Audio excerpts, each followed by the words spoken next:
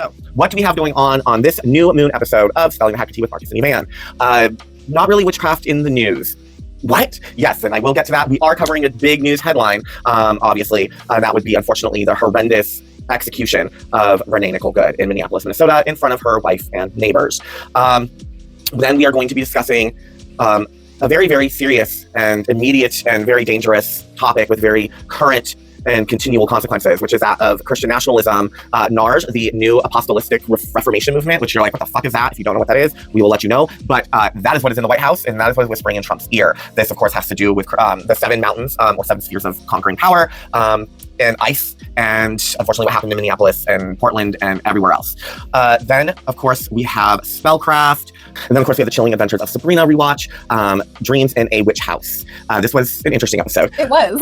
And then, lastly, our witchy media review, the film starring Vincent Price as Matthew Hopkins, The Conqueror Worm, or also known as Matthew Hopkins, Witchfinder General, came out in the 1960s. Very fitting for these times. Yes. And the subjects that we're going to be talking about.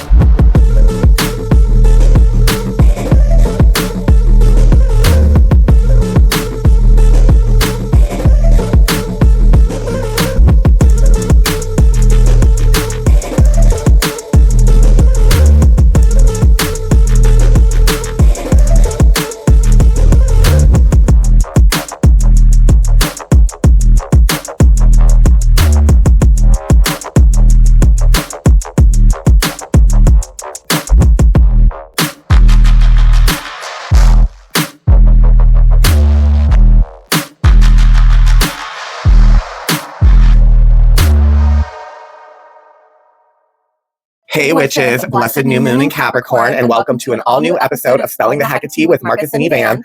I am Marcus James, author, activist, witch, and as always, especially now more than ever, a very, very fucking defiant homosexual. And I'm Evan Freeman Casey. I am a practicing witch, a legal assistant, a fiction editor, and for you lovely single ladies out there watching, a big old lipstick lesbian. If you are new here, welcome. If you are returning, welcome back, and thank you. We fucking love you. We post new episodes every morning on the new moon and full moon, starting at 6 a.m. UK, Ireland time, 6 a.m. Eastern Standard Time, 3 a.m. Pacific Standard Time. If you like what you see, please like, comment, subscribe, and share. That helps so much. And it takes literally all of 2 seconds just to hit that subscribe, hit those thumbs up, tag us, post, send it along, share how funny we are, infuriating we are, or how stupid you think we are. I think we are all 3 of those things. Well, and 4, because we're also smart. So, but yes, all 4 of those things. But we do have our stupid moments, as everybody should. Exactly. Yeah, and just please help us continue to build our beautiful and magical, baneful and blessed coven right here in our corner of the circle. Where we are 2 homos, 1 cauldron, and it is always a spellbindingly great time. Abso-fucking-lutely. Rooty tooty, fresh and fruity. More fresher than I was, I guess. A little bit more fresher. So, yeah, very, very excited. A lot to talk about, and also not so excited. Yeah. Because of things that have to be talked about. So let's get right into it. Witchcraft in the news. Why is it not happening? So, as we know, Renee Nicole Good was executed in her vehicle in Minneapolis on January 8th. Now, were there witchcraft headlines that we could report on? Sure, but it was more of the same. I'm going to be honest. Like it was literally the same thing. Another woman was killed in India on accusations of witchcraft.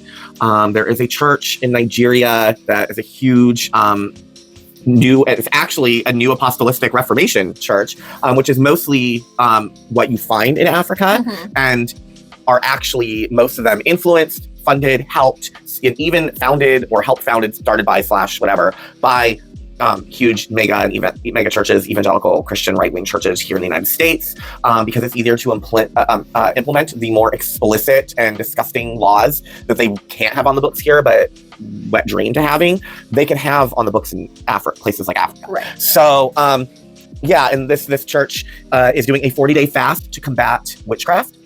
And this church is international, and it also has campuses here in the United States, including in New York City and Houston and Los Angeles, to name a few.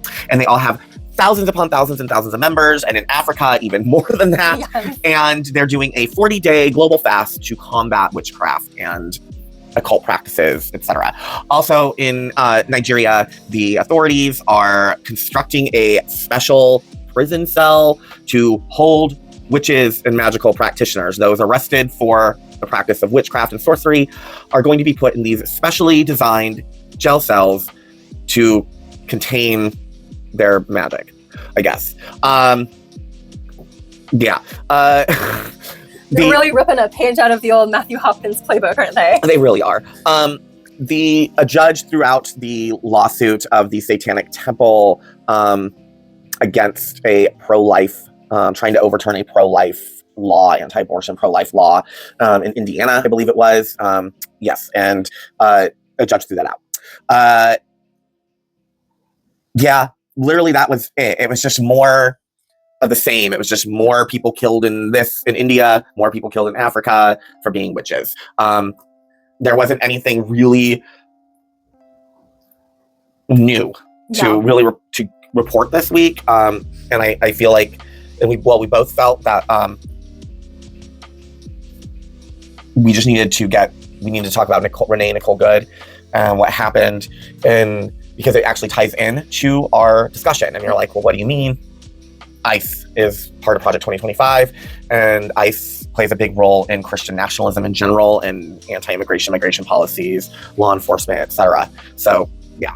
Yeah. Unfortunately, the explicitly witchcraft-related news that was appearing this week was so much in line with what we so often report on, and what happened to Renee Good was something of such a magnitude that we did not feel that it could bear not being discussed on the show, because it does tie in to so many of the issues that are at hand for witches. Yes, exactly.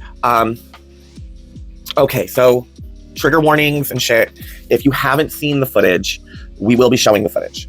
The footage specifically we're going to be showing, we're going to be showing 3 pieces of footage here. But one of which is the body cam footage from the Jonathan Ross, the Officer Jonathan Ross's body cam, and his interaction with, I believe, Rachel Good, Renee's wife. I believe her name is Rachel. And Rebecca, thank you. So Rebecca Good, my apologies, Rebecca Good. And we as queer people, and I think all other queer people can acknowledge, and I think, and women who have really dealt with misogyny, I think, can clock this moment. Absolutely. When Rebecca says to Jonathan, essentially, what are you going to do? You're going to come at us. Go ahead and come at us. Go ahead and, get lunch, big boy. And, which, I'm sorry, but, you're a fucking, you have to expect to get her, to get shit talk too. Exactly. People are gonna shit talk, you can't, that she actually didn't break the law. No. She broke no law, and let's be clear, these people are not actual police officers. But she didn't break the law. Shit talking, calling him big boy, not threatening him, that's not breaking the law. No. But you can tell when it immediately it's okay, get out of the car, everything, just the tone, everything switches, and it becomes very, and then after she is shot, he calls her a fucking bitch. Yes. Which the malice in the way he says that. So anyway, we're just gonna play that. That's fine, dude. I'm not mad at you. Show your face. I'm not mad at you. That's okay. We don't change our plates every morning, just so you know.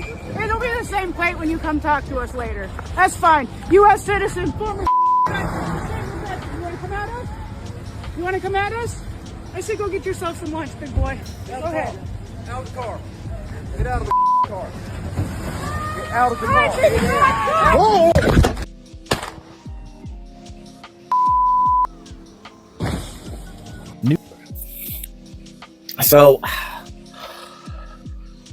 Yeah.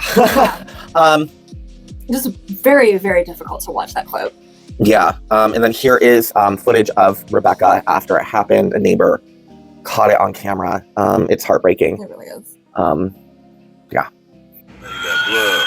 They don't, she was in the car with her, bro.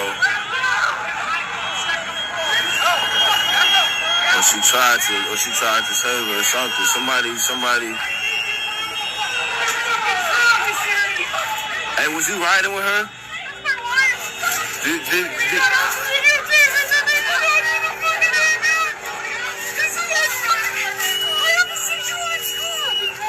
Did you call any of your people yet? I don't have.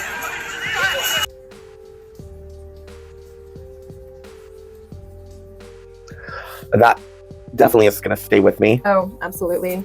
I think it's so sad, especially having also read Rebecca's statement that she wrote about this whole situation, that they had just moved to the area recently. Yeah. And they did so to kind of have a better life than where they were at initially. And they had started to kind of make friends, and it felt very hopeful. Yes. They were looking back as very, very glad that they had moved to the area, and life felt hopeful and like it was opening up for them. Yeah. And she said that all has now been taken from her and their family, and it's just so heart-wrenching. Yeah. The queer erasure that happened at the beginning of this was really interesting. Yes. Everything was always referencing the ex-husband. They talked to the ex-husband. No one would mention that Rebecca existed, except for like left-leaning, super left, like progressive, like news outlets, people on YouTube, but like mainstream media, like anything you found, it was just like the ex-husband said. Right. And it was always framing Renee as like, oh, she was a mother of 3, which yes, of course she was, but I think there's kind of a tendency in media to refer to women by their motherhood status. Yes.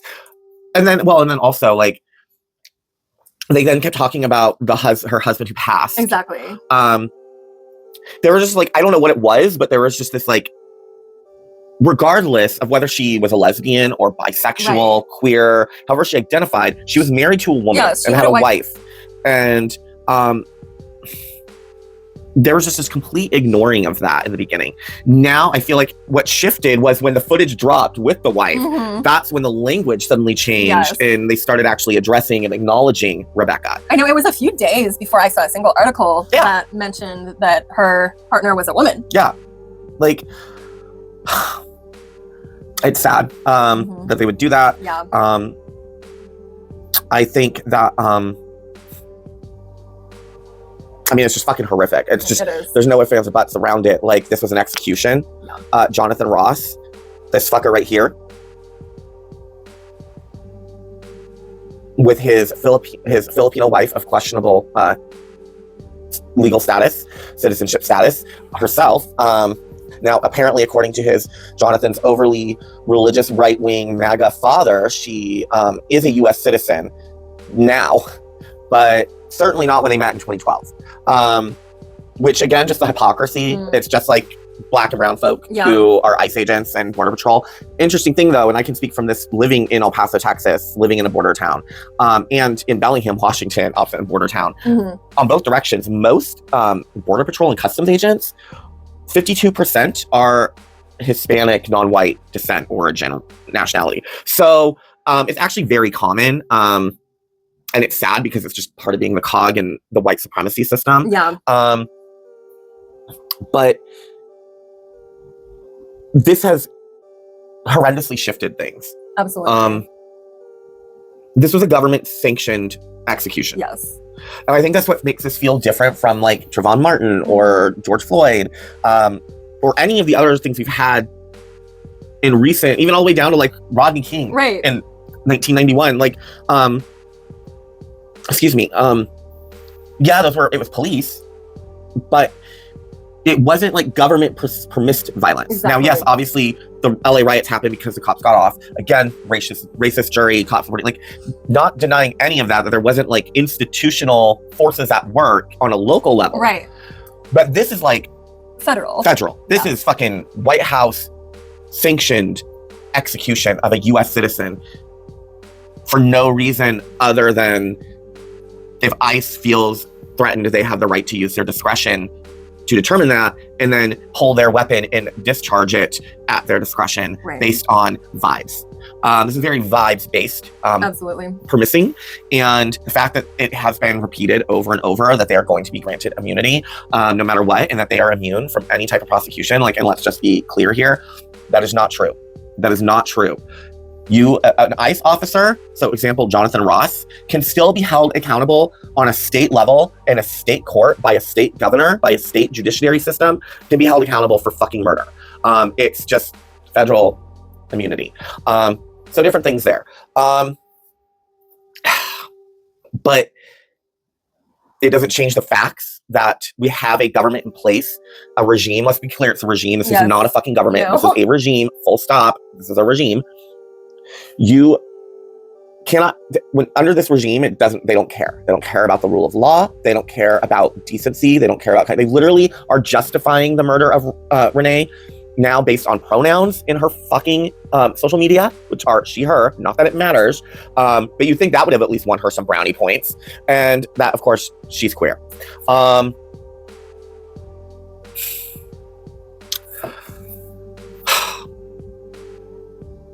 I don't know how else to say this. So for all of you watching who are queer, genuinely queer, whether that's via same-sex attraction or being trans, like, if you are genuinely queer and it's not just aesthetic and it's not just, I'm the gayest straight man in the world or whatever, but like you are genuinely a member of the queer person.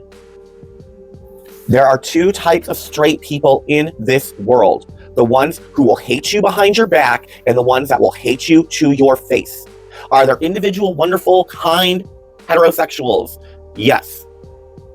But as a whole, as a people, when it comes to our peoplehood, our personhood, they hate us.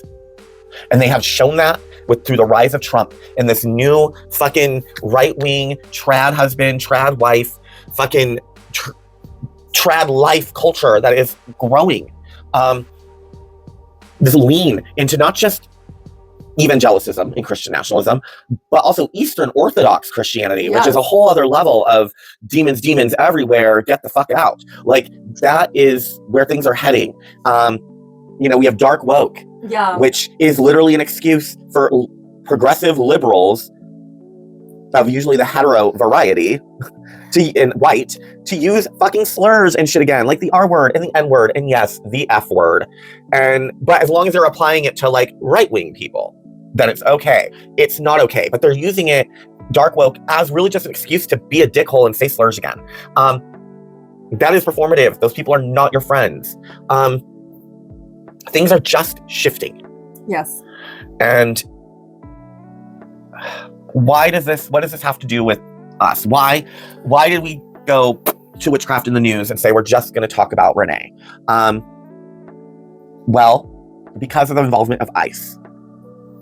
And as we said, ICE and this directive and the new powers granted to ICE and DHS and Border Patrol, and then the stripping of the safeguards within the government to police these things being removed were all outlined in Project 2025, which was produced by the think tank portion of the Heritage Foundation. And the Heritage Foundation is now like the biggest Christian nationalist right-wing evangelical non-denominational political arm rights group foundation, fucking home base of evil.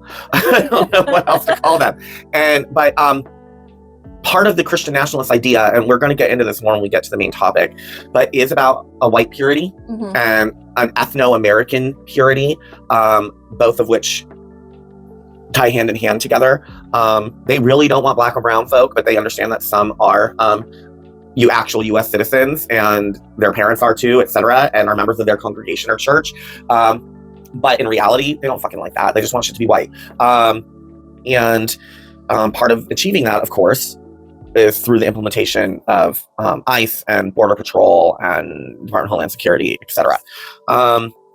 So this is the powers given and the advice given to give these expanded powers and this overreach and this extra funding, etc., to ICE and then to dismantle other departments and things are all in Project 2025. Is especially too the whole idea of recruiting. Like, let's be real here. So many of those ICE agents, were January 6ers. Oh, 100%. Like, so now in light of what happened with Renee, especially now, there's growing demands for ICE accountability. But of course, the Trump administration have done cutbacks, which leave less options than even before to hold anyone accountable. So there's no sign, obviously, that immigration raids are slowing. J.D. Vance just said, literally on the 9th of January, repeatedly, like 3 different times in one day, that there are going to be, there are going to be knocks on every door-to-door knocks, looking for people Gestapo style.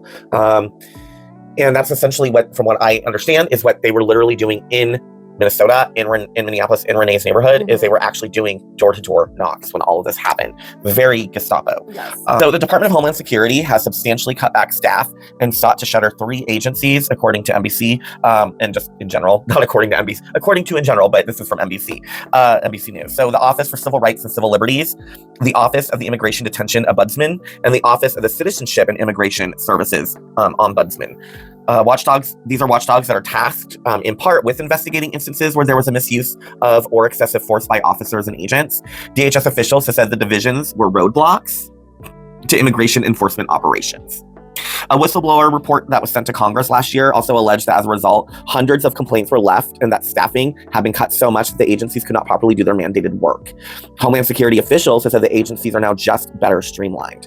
The Justice Department Civil Rights Division, which is typically involved in prosecutions of law enforcement officers accused of using excessive force, has lost hundreds of lawyers over the course of President Donald Trump's second term in office, which literally we are a year in. Yes. We are still very, very young in Yes. this presidency. It dismissed lawsuits against a number of local police departments and ended investigations into patterns and practices of unconstitutional behavior, including in Minneapolis. Department officials have said the division is focusing on important administration priorities. There have been at least 10 shootings by immigration officers amid Homeland Security operations, including in Portland, on the 9th of January, when U.S. Border Patrol agents later on the 8th of January. So later in the day after Renee was assassinated in the morning, and it was like 10:28 a.m. in Minnesota. Later in Portland that same day, 2 people were shot and wounded, and at least 3 people have died, and at least 6 others have been injured since the HS Homeland Security operations. All but 2 of them involved a vehicle stop in which officers accused the driver of attempting to ram them with a car. Some drivers have faced criminal charges. Scott Schuchart, who was ICE's assistant director for regulatory affairs and policy during the Biden administration, said the increase in vehicle encounters represents a move away from more targeted and less risky tactics at great cost to collateral property or people. The Trump administration has defended the DHS officers, obviously, arguing they are doing necessary and difficult work in dangerous circumstances. Homeland Security has said its immigration enforcement officers are facing a sharp increase in threats and are suffering injuries during raids and operations nationwide. Last summer, charges were also dropped. So many charges have been dropped against these people, supposedly assaulting them with vehicles, including last summer when charges were also dropped against a man in California accused of assaulting an officer with his truck during a traffic stop. His attorney, Greg Jackson, said he believes the lack of prosecutions, plus charges being filed and dropped against others accused of vehicle attacks, indicates something is wrong with DHS's side of the story. The fact that the Department of Justice repeatedly is failing to get indictments in these cases shows that the initial claims by DHS are without merit. So Trump, of course, has said that Renee Nicole Good viciously ran over the officer before he shot her in Minneapolis. Kristi Noem, the head of Homeland Security, argued Good had weaponized her car, and that Jonathan Good, the officer, had been struck and required a trip to the hospital. Videos from the shooting show that Good did not knock down Jonathan Ross, and his legs were on the side of the SUV as it moved by him while he fired. He walked away from the scene unassisted and unscathed. When he noticed, though, it was so funny when you watch the footage, when he realizes that it like strikes back to him that he's being recorded, he literally walks normal and then suddenly starts having this like really stupid limp that he doesn't even keep up with. It literally is just like a few steps, and then he just like gives up the ghost and goes back to walking normal. Like, wow. Yeah. So the FBI has said the Minneapolis shooting was being probed and it was working closely with law enforcement partners. It's routine for local and federal officials to work together to gather evidence in such cases. But on Thursday, the 8th of January, the Minnesota Bureau of Criminal Apprehension said that federal officials had reversed course and said the probe would be led solely by the FBI. Without complete access to the evidence, witnesses, and information collected, we cannot meet the investigative standards that Minnesota law and the public demands, the Bureau of Apprehension said. The FBI didn't immediately comment on the change. Nome said local law enforcement hadn't been cut out. They don't have any jurisdiction in this investigation. Homeland Security's policy says deadly force should not be used solely to prevent a person from fleeing in a moving vehicle. An officer can use deadly force toward a moving vehicle when there is a reasonable belief that the subject poses a significant threat of death or serious physical harm, which was not the case. And force is necessary to prevent escape, according to the policy, which just was not happening. And isn't there a clause within that paragraph that they can't be threatening by only use of the vehicle? There has to be some other... You have like to do, like they have to be pointing a weapon at you or some such. Not necessarily a weapon. It just, there has to be clear fucking intent. Yeah. You can't be in front of a vehicle. You have to get out of the way. You cannot be in front of a vehicle. Right. You should not be in front of a vehicle. And it's, if you're like wherever here, and then the person clearly is aggressively maneuvering their vehicle to come at you. Right. This was not the case. No. This was clear from the body cam footage. Yes, I mean her tires are pointed away. Yeah, there's just no, we all know, and the body cam footage from the cop, especially how it went down, shows from his perspective what happened. So you're angled at his point of view, so you can tell the entire time. And the angle he was at when his body cam and when he fires was completely not within any range of where her vehicle was or where she was going. You can tell by their mood, by how they're talking. There was no intent to hurt the officer. There was no rage or malice going on. Yes, there was mocking happening, but so what? Grow a fucking pair, Jonathan Ross, you stupid little bitch. And in fact, her last words being, "I'm not mad at you." Like, that's not the words of someone who is about to attack. Yep. So, because of these departments being cut, which these, as was stated here, that was all Project 2025. Everything that's happening, unfortunately, is a direct result of Christian nationalism and racism, which go hand in hand, and xenophobia, homophobia, all the shits. Right. That comes from right-wingism, from conservatism, from Christian nationalism, from the Abrahamic faith, from Christianity in general. Like, it's all behind this. And that's the reality that we have to face, because we have to understand how these things are being weaponized against us. Now, Renee Nicole Good was not pagan. She was not a witch. She was a Christian. She did do mission trips to Northern Ireland. I'm a little confused by that. I wonder if, I'm not going to dig too much into that, because then I feel like we're going to be opening a whole other door, and maybe that won't be so fun to discover.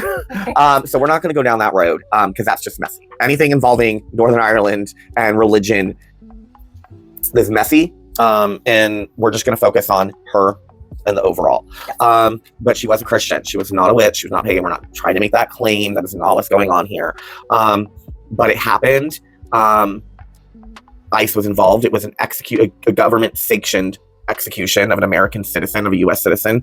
We have been threatened by J.D. Vance about door-to-door Gestapo shit. All of this stuff is in Project 2025. And since our main topic is really about Christian nationalism and the government that we're in, and really what's behind and what's in control and really now dominating the thoughts and the intents and the process of people on the right, there was just no way not to touch on it. And also, she deserved that.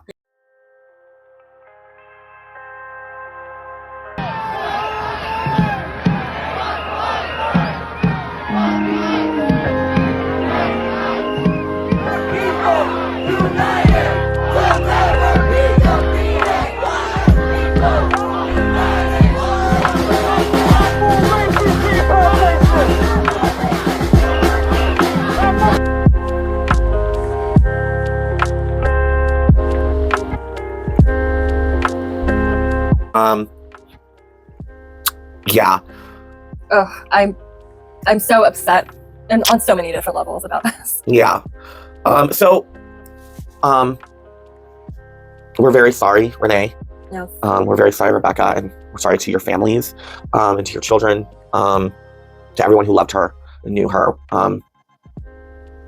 But before we move on, did want to share just this heartwarming footage of the people in Minneapolis,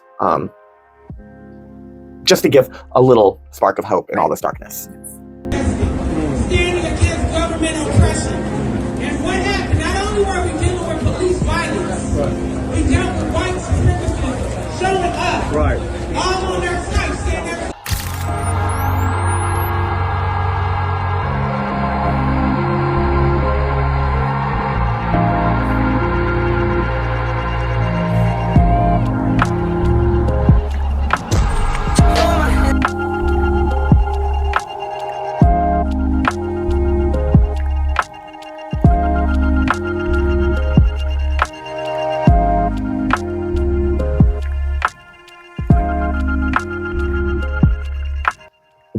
where does all of this go? Where do we go from here?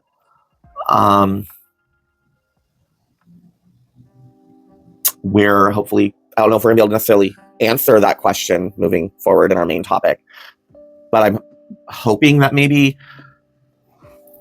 we can at least maybe come to a better idea, understanding, etc., of what is coming and what we're up against. Because to quote Tori Amos and Bells for her, can't stop what's coming, can't stop what is already on its way. Mm-hmm. So yeah, we are at the very least going to discuss this, and we're not claiming that we have the answers to how to move forward, but we are at least gonna try. Attempt to discuss and see what answers we do have. Yeah.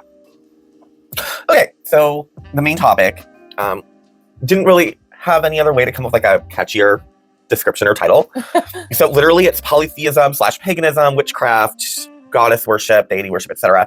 versus Christian nationalism, evangelical Christianity / Eastern Orthodox Christianity, deconstruction and manufactured end times, or excuse me, apologists and manufactured end times. Now, what does that all have? What do you mean by that? So essentially, I did not grow up or Christian in myself. Like I've talked about this. I have two, like my mom's maternal and paternal side, and the paternal side is extremely right-wing Christian, tent revivalist, Pentecost, blah, blah, blah. And I grew up regularly exposed to that. I didn't grow up being raised in it and like believing in it, but I grew up surrounded by it and the rhetoric my entire life, forced to go to Sunday school, things like that. So it was really always kind of around me and being fed to me. And we are going to get into some kookiness about all of this. But why I'm pointing that out before getting into too specifics is that even though I didn't grow up that way, I was exposed to a lot of it. And so there is a difference. And I think because we're kind of getting put on their enemy number one list here, slowly but surely, I really am aware of and notice the stark differences growing up and now especially, but like just the differences between polytheism and Christianity, and how there are these two divergent paths, but that also operate side by side with each other and are completely entangled into each other. And it's not surprising that here in 2026 now, we are returning to this like Christian versus pagan versus polytheism, witchcraft, whatever, heathenry, war, basically. And you say, war? I'm not in a war. Like, I don't fucking, no, you may not be. You're just fucking living your life. Like we all are, trying to anyways. But they believe they're in a war. And it's kind of the whole backbone of what we're talking about, which is Christian nationalism and evangelical or Christianity evangelicism, but specifically non-denominational, independent evangelical Christianity. So not like straight up, it's kind of a blend of like more patriotic corporateness, red, white, and blue America Christianity mixed with charismatic Pentecostal type Christianity, which is the speaking in tongues, laying of hands, different spirits of possession, darkness. It's what you're seeing all over like Christian TikTok, like where everyone is an ex-witch talk, where everyone's talking about you got to do this, you got to do that, and different spirits that could be inside of you that you have to be released from. And this is all important because this is really the backbone of Christian nationalism, is specifically this non-denominational tent revival Pentecost fire and brimstone-esque Christianity that's very end times focused. and raptured, focused, and they're the ones who are literally in Trump's ear. This is a Christianity that has really shaped everything in the later 20th century. It is the Christianity that came out of the moral majority of the 70s and 80s, started by Jerry Falwell and Pat Buchanan and Billy Graham and others. This has been an underpin of it from the very beginning, and now their 40-plus year plan, 50-year plan of having full control of the White House and in positions of all decision-making and law and power, they have now achieved. So we just wanted to really deep dive into all of that. Yeah. So what exactly are we talking about? We are talking about NAR. NAR. And what is NAR, Van? NAR stands for the New Apostolic Reformation. Mm-hmm. I know they probably prefer to call themselves the NAR or something like that. Right. But I'm going to call them NAR. Yes. Because frankly, it sounds a little funny, and I think some humor added to this topic is not a bad thing. No. So NAR is an offshoot of the independent, charismatic world of evangelicism. Yes. These are Pentecostal evangelicals who believe the gifts of the Spirit, so things like put your hands on me and I will heal my broken leg, etc., are still happening in the present day. Only in their belief structure, it's more spiritual leaders who have these gifts. Yes. They are currently, like you said, close and influential with Trump and the entire administration, really. So they stemmed from Peter Wagner. Mm-hmm. He argued that we are in a second, quote, apostolic age. Mm-hmm. Very much built on dominion and control over other religions. They believe certain places, like geographical places, have a demonic stronghold, which is essentially exactly what it sounds like. There's All a lot of of demons in these particular places, and that they have been given the spiritual gift to go to these places and perform spiritual warfare to remove these demonic entities out of these places. So that's things like going and praying, singing songs. Like when they're singing songs, like we saw in the video that we did, we reported on a few episodes ago. When they're going to these places and singing songs, this is not about love and light. Like this is about dominion and control. And was it fire on the pyre of the Lord? Yes, fire on the pyre of the Lord. Yes.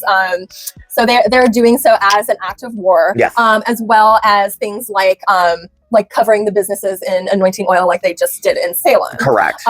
So all things like that. They believe that is God's mission for them, and that He has imbued them with spiritual powers to do these things, to remove demons from locations. They also believe that demons are constantly trying to influence Christians, and that they as Christians cannot be possessed by demons, but they can be oppressed, which they view as different. So possession to them would be full-on Reagan in The Exorcist, needing an exorcistic procedure by a priest, no control over their body, etc., etc. Right. However, they believe that in oppression, a demon can latch on to your body from the outside and kind of just influence your choices and your behaviors and the things that you do. Right, like they'll give you depression. Right. You'll get depression. They'll give you back pains, fibromyalgia. Right. You'll get fired from your job. Maybe you'll have chronic flu, like some shit like that. And they'll say, well, that is demonic oppression. Right. So that's what that means. It's like it's a demon throwing a shoe at you because they can't hop in your body. So they're like, instead I'm going to trash your house. Exactly. So yeah, that's what they believe is happening. And so when you're someone who is very deep in this world, like you are constantly second guessing yourself and your thoughts. Yes. Because you're saying, is this truly my thought, or is this a demon oppressing me? Yes. And you're viewing everyone that you come across with that same mind frame. Yep. You feel that you can't trust anyone because it could be a witch or a demon. Mm-hmm. So with that being said, how this kind of ropes into the Trump administration starts with a guy named Kim Clement. Mm-hmm. And he is a South African-born Christian prophet and pastor, or he was. He passed, I believe, in 2015. But I know, I'm so sad. The world just is not the same without Mr. Clement, given his prophecies. Squish.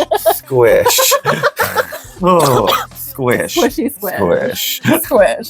So basically, he was one of those kind of fire and brimstone prophets, endorsed through mega churches. Hillsong, So he would go and, at least what he believed to be him channeling God and bringing forth a message. So back in 2007, he prophesied that Trump would become president and serve 2 terms. This happened on February 10th of 2007 in Scottsdale, Arizona. I thought you'd find that funny. Anyways, so Scottsdale. So yeah, he gave this whole very like impassioned prophecy about Trump becoming the president. Right, because God's trumpet. Yeah, God will blow his trumpet. Trump trumpet. And he was like, Trump will be a trumpet. Trump will become a trumpet, something like that. He mentioned that he'll protect the nation, and then of course he ran on creating the wall.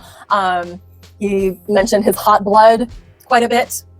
Yes. To which I say, go take a cold shower, Mr. Clement. Right.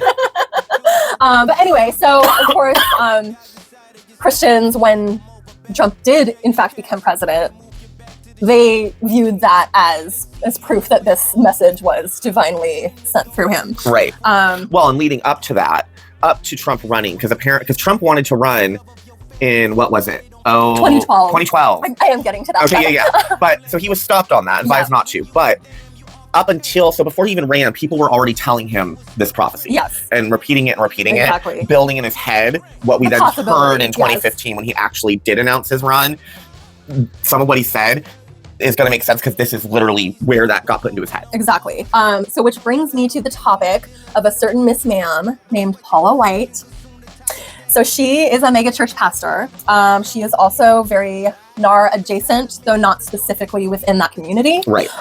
More Pentecostal. Yeah, more Pentecostal. But so she was Trump's spiritual advisor during the time of his first run. Yeah.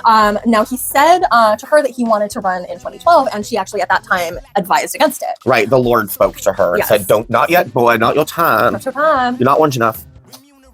Roll in some more Cheetos for the next 5 years. Get a fucking swimming pool full of that cheese powder. Exactly. Work on your comb over. It's not ready. Yeah, it's the forward and the back. The forward and the back. Anyway, so she advised against it back in 2012. Yeah. Which I'm like, never would I think that I agreed with her, but in this instance. Yeah, no shit. But ahead of his run in 2016, he approached her about it again. So she brought her apostolic pastor friends to a meeting at Trump Tower. And this time they all agreed that he should run. So basically from there, they kind of mobilized their theology to state that God wanted to support Trump's win. This had such a big hand in shifting the evangelical Christian vote in his favor because there's these 2 very big heads of the evangelical faith saying this is what God said. Mm-hmm. So of course that was what really swung things for him, despite having Republican candidates at that time who were actual politicians and better candidates than he was. Mm-hmm. But this also, I think, is a big part of the equation as to why now you have Christians who will defend his choices blindly, yes, because they've been told for so many years now that this is the person whom God has anointed. Mm-hmm. So that I think for a lot of Christians, even though they may personally disagree with the things that he does, they don't want to go against the word of God as they see it. Right. You know, I just think there's a big cult mentality that absolutely is a factor in all of this going on. Now, of course, famously in 2020, during the times when the votes were still being counted in the election, but Trump was already slated to lose. Yeah. Paula White kind of led a chant where she spoke in tongues, believing and asserting that she was summoning angels to influence a win for Donald Trump. Yes. Which of course at that time did not happen. Strike and strike and strike and strike and strike and strike and strike and strike and strike and strike until you have victory. For every enemy that is aligned against you, let there be that we would strike the ground, for you will give us victory, God. I hear a sound of abundance of rain. I hear a sound of victory. I hear a sound of shouting and singing. I hear a sound of victory. I hear a sound of an abundance of rain. I hear a sound of victory. I hear a sound of an abundance of rain. I hear a sound of victory. The Lord says it is done. The Lord says it is done. The Lord says it is done. For I hear victory, victory, victory, victory in the corridors of heaven. In the corridors of heaven, victory, victory, victory, victory, victory, victory, victory. For angels Angels are being released right now. Angels are being dispatched right now. Hamanda ata ata raka deda baka sanda ata ambo osa kata rite eke banda ata rike didi ashata. For angels have even been dispatched from Africa right now. Africa right now. Africa right now. From Africa right now. They're coming here. They're coming here. In the name of Jesus. From South America. They're coming here. They're coming here. They're coming here. They're coming here. From Africa. From South America. Angelic forces. Angelic reinforcement. Angelic reinforcement. Angelic reinforcement. Fika hata anda ata. Ora bata rata ande eke eke manda rasata. For I hear the sound of victory. I hear the sound of victory. I hear the sound of victory. I hear the sound of victory. However, a lot of these Christians kind of at that point doubled down on their belief that this was going to happen, just maybe not right now. Yeah. She currently is still in charge of the faith office in the White House during his current second term. Wherever I go, God rules. When I walk on White House grounds, God walks on White House grounds. I had every right and authority to declare the White House as holy ground because I was standing there, and where I stand is holy.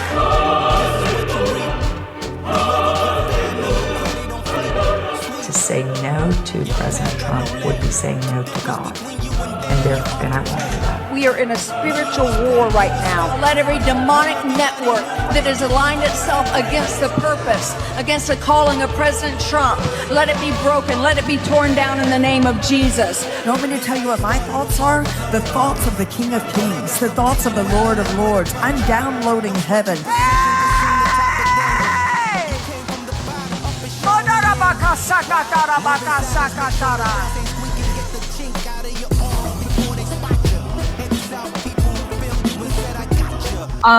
So yeah, that is kind of a deep dive into what NAR is and how they fit into Trump and the administration and what kind of the equation and those factors are. Right.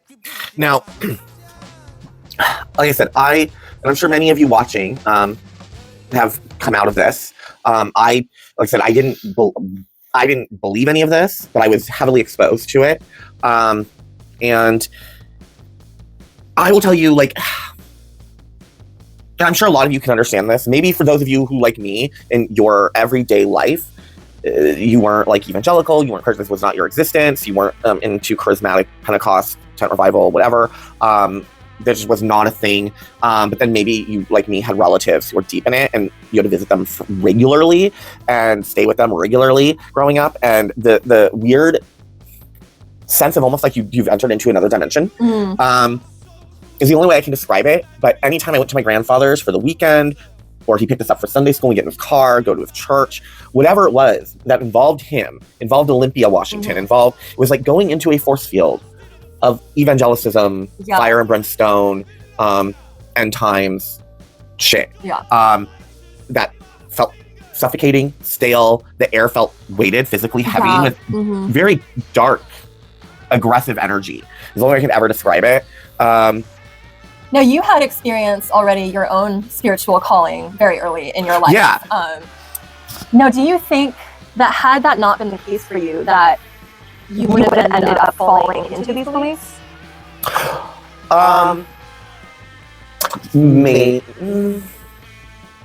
No. I don't think I would have fallen into them, only because in my day-to-day life, it just was not part of our reality. My mom, angrily, this always would piss my brother and I off.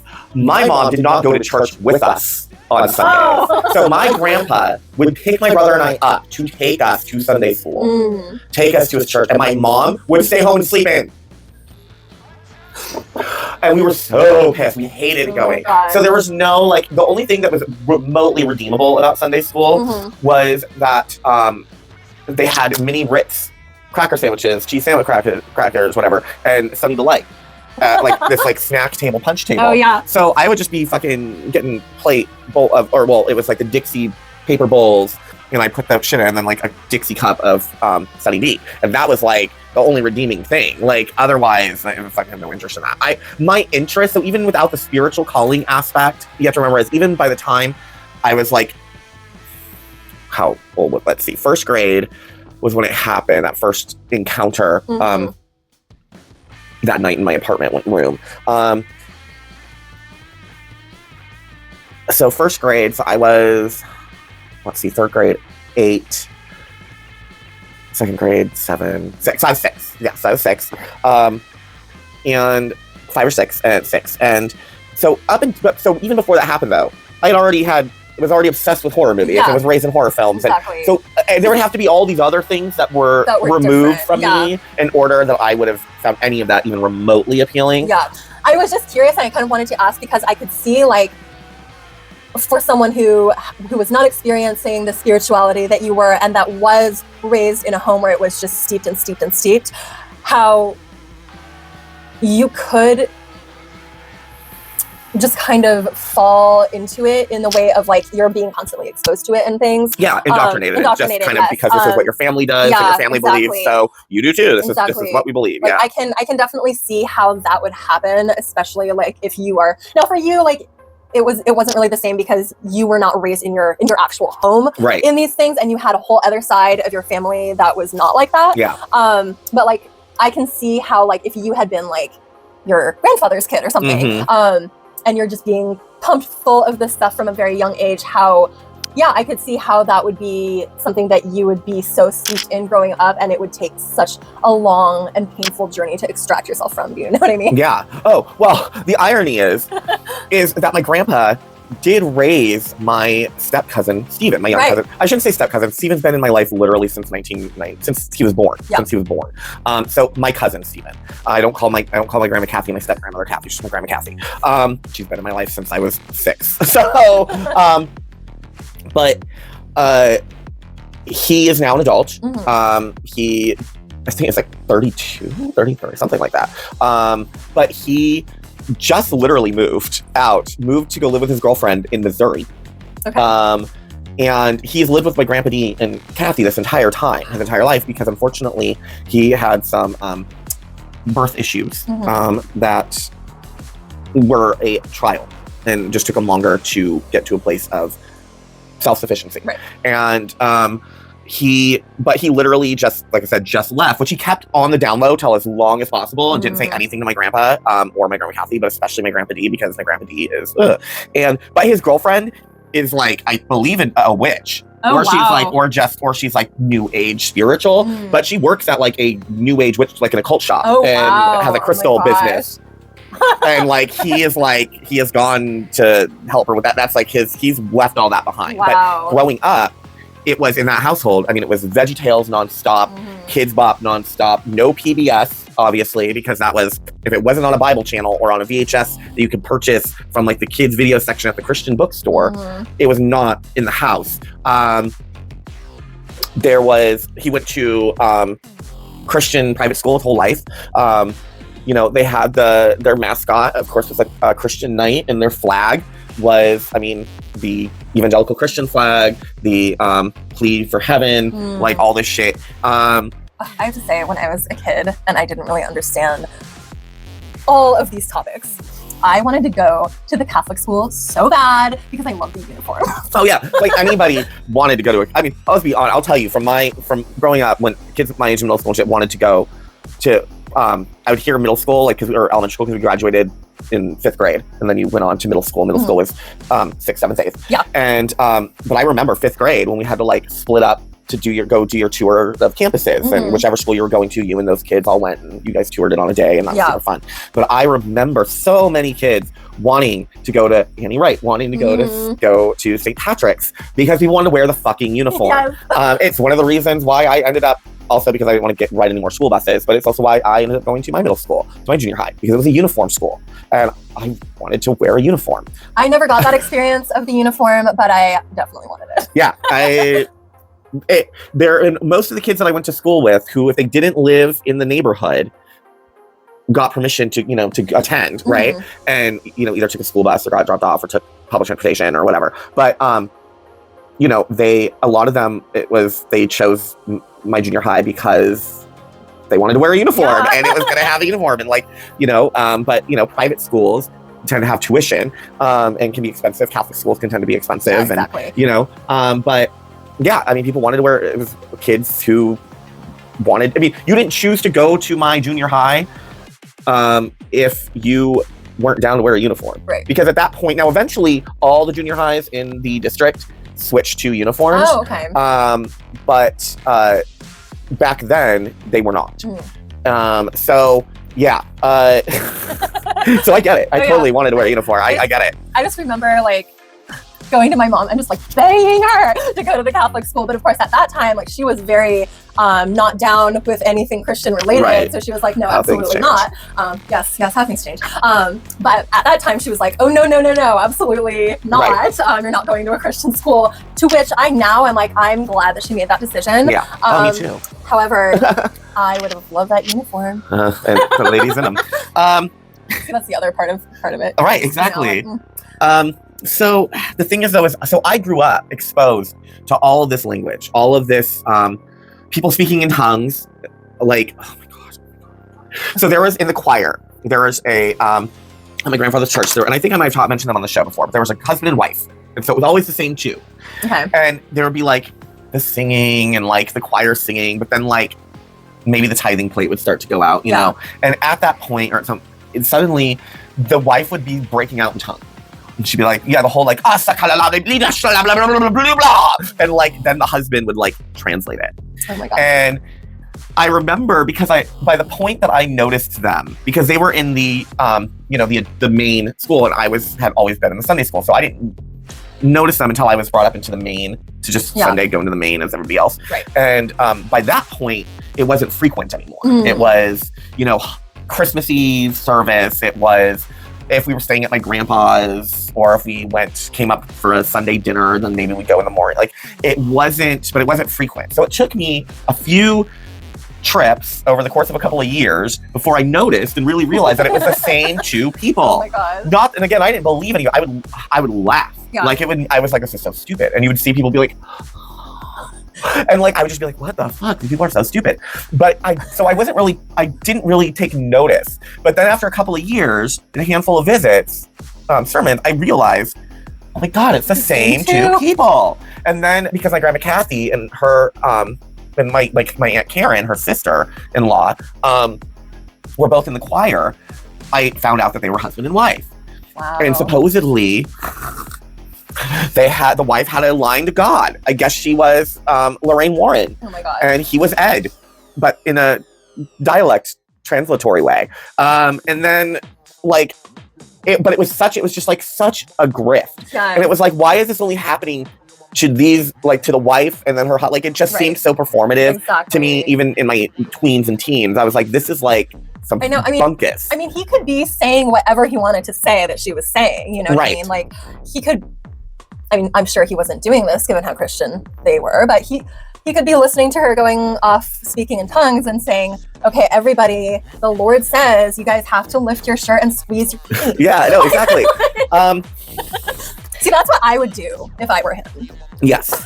So now the things that we were taught, of course, there was constant talk of like evil hands over the earth, blah, blah, blah. So we're going to just kind of break some of these things down. So these are kind of like the technical key beliefs of the new apostolic Reformation and Pentecostalism, fire, brimstone, tent revivalist shit in general. And also specifically what is the dominion mandate or the 7 mountains or 7 spheres, because these were all the language, the environment that everything was built around, that you're like, wait, I thought you were talking about like polytheism and blah, blah. We are, but we have to lay down the foundation first of all the technical shit of what this shit is before we can get into that discussion.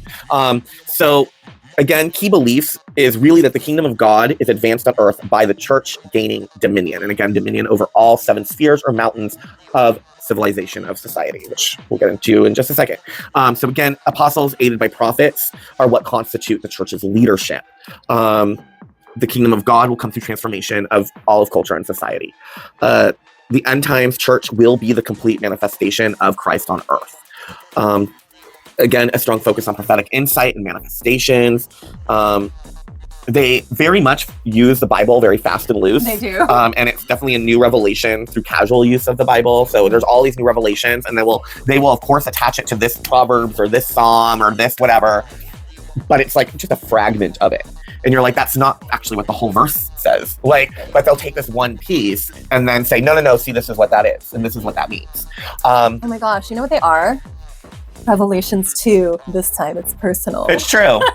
So again, they believe in spiritual warfare and they are really big on it. Like, they cannot exist without it. And we see this again on X Witch Talk, Christian TikTok, basically from all the people like Andrew Tate, Ali Bestucky, Girls Gone Bible, Girl Defined, Bryce Crawford, Bryce Crawford has 2.8 million followers on social media. He spoke at America Fest that was put on at Turning Point USA just this last month. And he had this whole thing about, we're here for Jesus. This is about Jesus. Like, everyone thought, you might thought you were here for a band or to hear people talk, but no, we're all here for Jesus. And, that can be very like, what the fuck? Wait, you are here to hear people talk? Like, you are here to see people perform in bands, play, whatever, meet famous, whatever, right-wing people. But no, for them, they will be like, no, this is all for Jesus. This is for Jesus. Everything I do. Like, you are taught that if you are good at music and you play music, it is ingrained in you to never take actual pride in your talents, to never actually be like, wow, I'm really good at this. I'm glad I practice. Wow, I'm really talented at this. I'm a great painter. I'm a really good artist, whatever. Because none of that is you. It is all God. It is all Christ. It's all Jesus Christ. It is all the Holy Spirit. And you better only be dancing and doing shit for the Lord. You should only be playing music for the Lord. You should only be painting, writing, whatever for the Lord. And all thanks, all credit goes to the Lord. So that is why that language was there. So that was a lot of, and there's a lot of that. And these are just, so when you hear these people talk about, for example, the Jezebel spirit. Oh, the good old Jezebel spirit. You're pretty. Oh, you got long hair. You got beautiful long blonde hair, and you love feeling it. And people are always like, "Oh my God, your hair is so golden and soft and beautiful. I love it." Well, you may have the Jezebel spirit upon you. Well, I don't have golden hair, but I do love stroking my long hair. Jezebel spirit. She's taking pride in Jezebel. She is Jezebel. She is the fallen woman. She has the demon, the Jezebel spirit in her. Yeah, that shit. Yeah. There's the spirit of homosexuality, the spirit of sexual perversion. That is what my grandfather and others in my family routinely have told me I have inside of me, among other things, because they also don't like the fact that I'm a witch. So in their eyes, I'm just straight up demon. Right. I am demon. I am demon. No, but I'm a demon, apparently. So anyway, they're really big on it. They believe, like she said earlier, that they really do believe that demonic forces are attacking all things of prominence. America, in the evangelical Christian nationalist eyes, is kind of referred to often as the new Israel.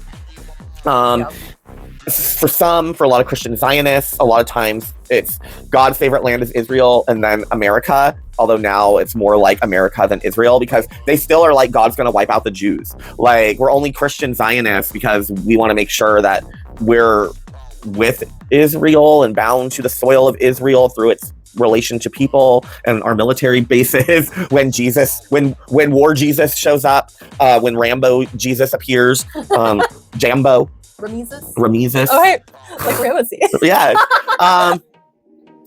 So. Oh my God. Yeah. So they really believe that like God loves America. They do. And you grow up with this hyper patriotic, like, so for example, when I look back on like footage of like from the 70s and 80s of like Falwell and Billy Graham and Reagan and all that, and they're like singing hymns or America the Beautiful, and I literally feel like I'm in the presence of my grandma. Like, there is a deep America patriotism, law and order that like festers through all of it, because they really do believe that America is the new Israel. It is the new promised land.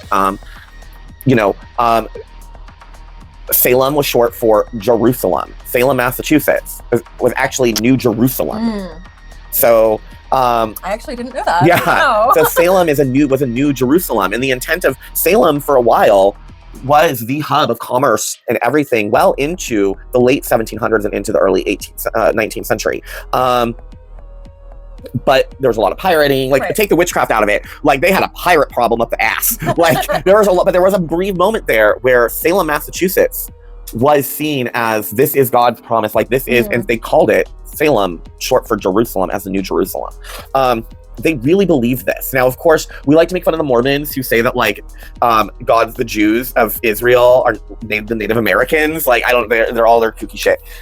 And we say, oh my God, I can't believe everything, blah, blah, blah. But you have to remember, Christian nationalists, evangelical, so many of them, especially within this movement, America in itself was founded, the idea of manifest destiny, the designation of God to move Americans to proceed forward, of America to progress across the lands to the other end of the coast. That was all built on a mandate and idea that the United States was basically God's new favorite place to hang out. And this has just continued to carry on. So you grow up and you are surrounded by this like patriotism, whereas like an American flag, sparkler, whatever, in one hand, and a cross and a Bible literally in the other. Where you have the American flag on a flag post, followed underneath that by the Christian flag. And now this is less prominent, but I have even seen where people have even boldly done reverse, where they've literally had the evangelical Christian nationalist flag on their clothes above the American flag. Wow. And the reason people don't get too much shit for that, though, is because it gets translated to as God laying over, having God lay over America, basically, because we can do that through flags. So what exactly is the Dominion Mandate? What is this thing that guides all of Christian nationalism, that guides the people in the White House, that guides Paula White? What is this thing that gears Project 2025, has shaped Project 2025, and moving now in 2026 with the launch of what is Project Esther, which is focused on women and queers. Yeah, so the core principles are the 7 spheres or 7 domains or mountains of society, which is religion, family, education, government, media, arts and entertainment, and business. So all aspects of everything. And yeah, I kind of feel like government would include military there. Yeah. But they're actually now adding military as like a separate mountain. So it's just kind of becoming 8 mountains or 8 spheres of influence. But for them, they say it's cited from Revelations, chapter 17, verses 1 through 18, where it says that there are the 7 heads of the world, the 7 heads of civilization are actually 7 mountains of dominion that need to be conquered, and that Christians are meant to be conquered. And they also quote from Isaiah 2:2. So the strategic thing about it is it's all about emphasizing about placing Christians in leadership roles across all the sectors to shape culture, society, and policy. It's been a slow-moving coup that started in the 70s. It started by evangelicals Lauren Cunningham, Bill Bright, and Francis Schaeffer, who they claim a divine message revealing that this is what the passages meant in 1975. So in 1975, evangelists Lauren Cunningham, Bill Bright, and Francis Schaeffer, just to reiterate, believe that they got a divine message while, I guess, reading these passages in the Bible that was like, translation, this is what this means, and you are to rule and domain over all of it and influence everything because America is for God and God is America, and that's the way it's supposed to fucking be. And Satan wants America because Satan doesn't give a shit about any other country, just like God doesn't give a shit about any other country other than Israel. The devil cares about Israel and America, and God only cares about Israel and America. That is like what this is all about. So, though, in 2000, there was a shift where Lance Wallanu, who is a leader within this, had met with Cunningham and reframed it from evangelism to a complete cultural takeover. In 2013, there was the publication of Invading Babylon, the 7 Mountain Mandate by Lance Wallanu and Bill Johnson. And this popularized the dominionist focus. So now in the Trump era, as we said, how this gained prominence was from those early revelations, those early prophecies about Trump, which then kept getting whispered and pushed into his ear. And then, of course, Paula White becoming his spiritual advisor. For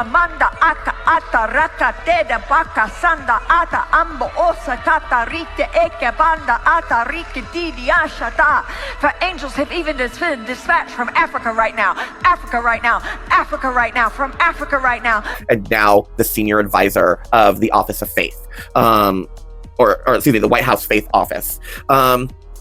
Obviously, they're linked with Project 2025 to reshape the U.S. government through the 7 Mountain Framework. So that's really important to understand, too, is that all of Project 2025 is framed by fulfilling the 7 Mountain Mandate. That is the whole goal. So every decision Trump is making even though he won't mention Jesus at all in it. Right? So even with the ICE raids, with all of this, with the deportations, with the mass deportations, with the work camps that are literally being built and developed,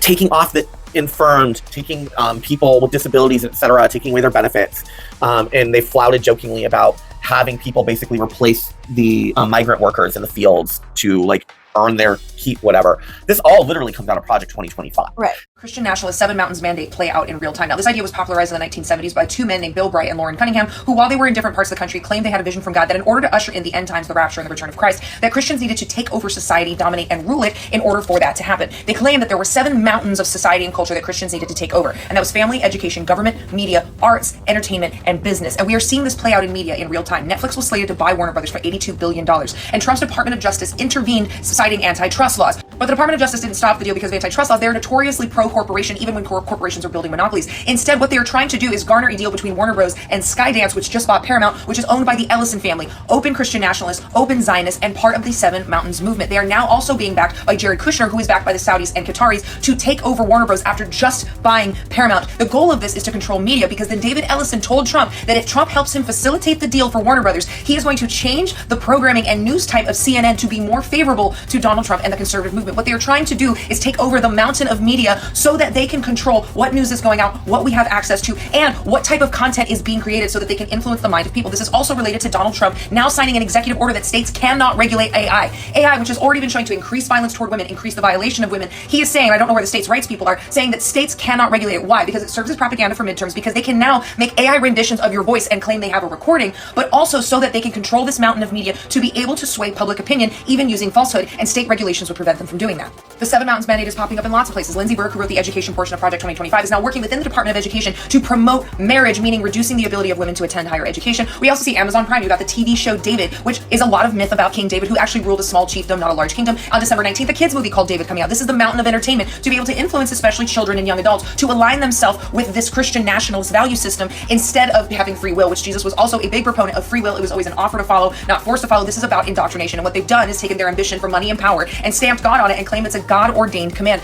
This is about indoctrination and control and enforcing their beliefs on society so that they can get more power and money and claim they're using God to do it. The Seven Mountains mandate is much more dangerous than Project 2025. Everything that Trump has done since going into office comes out of Project 2025, and Project 2025 is all about fulfilling the seven mountains, or the 7 spheres, which all comes out of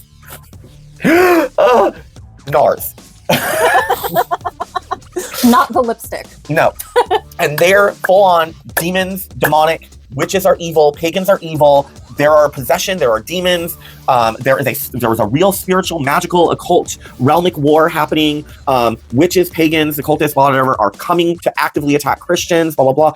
All the crazy shit that we hear from witches, from ex-witches, from Christians, from blah, blah, blah, all this scary, insane shit. And then you're like, okay, whatever, loon, and you just are kind of like, you go on with your day. Well, all of these people are now making policy. Yes. All of these people direct Trump, because let's be clear, Trump doesn't make a fucking decision.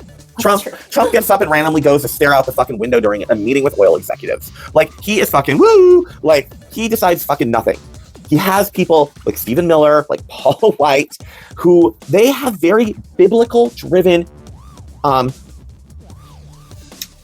intention. Yes. So do most of the people in the Republican Party. Like, these people, the people in control, firmly believe that the end times are coming. Absolutely. And if they are not coming on their own, they will make them happen. For example, the founder of Intel, who now no longer works at Intel, but the founder of Intel, he is currently in process of developing AI to assist Jesus Christ in his second coming.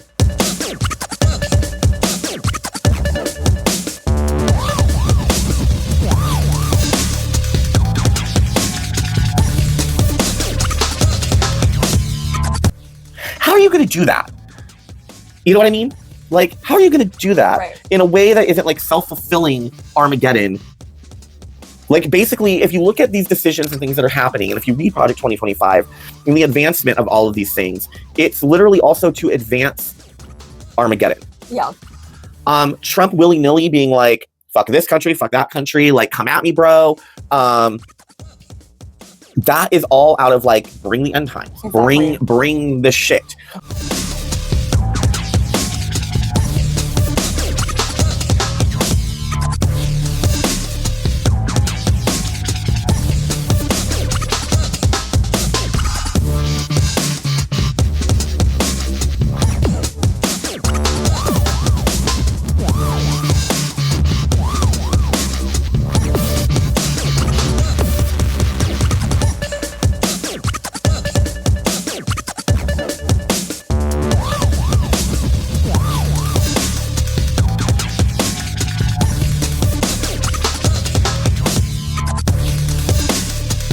Like, not necessarily from Trump himself, because Trump is just Trump, and he's just like, my dick's super small, and it's like less than a pinky, but like, it's a peenie, but like, the peeny, but, you know. Get back to my bag of McDonald's. Right. But the people around him, are like, well, why, fuck climate change, we're not gonna do anything about climate change, who gives a shit? Like, why say, we're not gonna save this world, like God said this shit's gonna go to hell in a handbasket. Like, why would we prevent that? You gotta think about, like, everything that is being decided is being decided on a very visceral spiritual level for them, where there is a literal war going on between God and the devil, between good and evil, between Christians and witches. And of course, they're trying to, and have now, infiltrated our schools. Turning Point USA has been a big vehicle for this. So they're trying to obviously replace secular governance with Christian rule, and they've been very open about this. Oh, yeah. They want biblical law to be the law. What does that mean for people like us? It means, thou shalt not suffer a witch to live. It means, man shall not lie with man as he does with woman, which is a mistranslation. As he does with woman, for they have committed an abomination, curse be upon them, etc. So they blend religious zeal with political power, often marginalizing non-Christian perspectives, which we see all the time. They own faith. They own the word faith, spirituality, religion. Anytime they talk about people returning to their faith, respecting of faith, respecting of religion, they don't mean anything other than what they believe. Exactly. For me, but not for thee. Correct. Because they think that if you are agnostic, atheist, Hindu, Buddhist, Catholic, for fuck's sake, you are anything other than evangelical. No. You're of the devil. You're of the devil. And it's not, they mean that literally. This is not figurative. This isn't like metaphorical. When they say that you have a Jezebel spirit in you, or that you have the spirit of pestilence, you have the spirit of despair upon you, you have the spirit of communism upon you. Yes, communism. The communist spirit, the communist demon. They do mean literally. They do mean a demon. This is not like you and I being like, that guy's a fucking devil. Right, like, obviously we don't necessarily really mean that. This is not like me saying coconut cookies are of the devil, by which I mean I don't like them. Right. This is the literal devil is in you. And they 100% believe this with all of their hearts. Yes. Now, President Trump established the White House Faith Office and the earlier Faith and Opportunity Initiative to empower faith-based groups, promote religious liberty, and ensure equal access to government programs, housing it in the Domestic Policy Council, and appointing leaders, again, like Paula White, who was his senior advisor, or his faith advisor to senior advisor of this office, while also creating a Religious Liberty Commission to advise on related policies and address anti-religious bias. Now, let's be clear. This anti-religious bias does not include you and me. No. Remember, Pete Hegseth, we just reported on, literally removed from the military handbook guide, whatever, on religious like definition and code and understanding anything that was non-Christian. And even removed basically all the subdivisions within Christianity defined. But like Wicca, witchcraft, paganism, heathenism, blah, blah, blah, all taken out, all gone. They do not mean you. They do not mean you.